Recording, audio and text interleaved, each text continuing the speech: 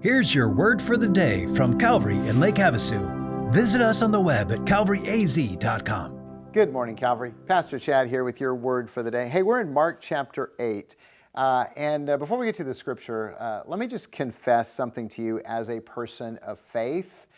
As a person of faith, I am very skeptical of many things, but a lot of those are religious things, especially things that look like they're done for show and not for God's glory.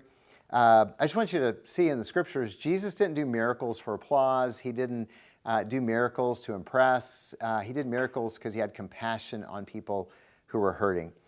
Mark 8 is one of those accounts. At verse 22, it says, "And they," Jesus and the disciples, "came to Bethsaida, and some people brought to Jesus a blind man and begged him to touch him. And he took the blind man by the hand and led him out of the village. And when he had spit on his eyes and laid his hands on him, he asked him, 'Do you see anything?' And the man looked up and said, 'I see people, but they look like trees walking.' Then Jesus laid his hands on his eyes again, and he opened his eyes.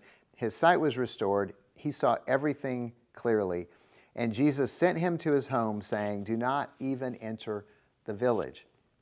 Hey, just notice two things. First one is Jesus healed people differently, even of the same affliction. So there's at least three different occasions of Jesus healing people who were born blind or who were blind in the Gospels. This account, Jesus, spit on his eyes.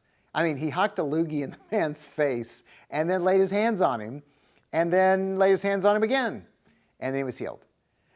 In Mark 10, just a couple chapters later, he just speaks to a man who's blind and he's healed. And then if you go to John 9, there's a guy who was blind from birth. Jesus spit in the dirt and then made some mud and then put it on his eyes and said, "Go wash in the pool of Siloam." All of those are very different. And I think Jesus does this to make sure that we don't try to find a formula for healing people and saying, "Oh, well, they weren't healed because you didn't do the formula right." It's not like magic or incantation. God does miracles different ways with different people. Okay? Just need to know that. He doesn't deal the same way with everyone. Just in the same way, he didn't appear the same way to everyone when he spoke to them in the Old Testament. Now, the second thing I want you to notice is that Jesus took the man away from the crowd, healed him, and then told him to go home. Don't even go back into the village. Don't go show the people who brought you to me what happened. You just go home, enjoy your family, and resume life.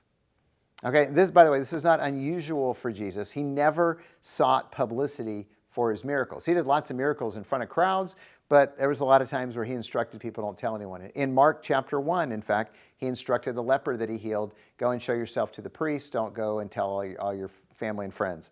In Mark 5, he raised a dead girl to life, and then he told her parents and the family, don't tell anyone. And then in this one, the blind man, he says, just go home. Just go. You don't need to go back into the village. So I'd share that with you because I admit I'm skeptical of people filling churches or arenas to publicly heal people. I mean, maybe you're skeptical too. Well, I'm skeptical. I'm just confessing that.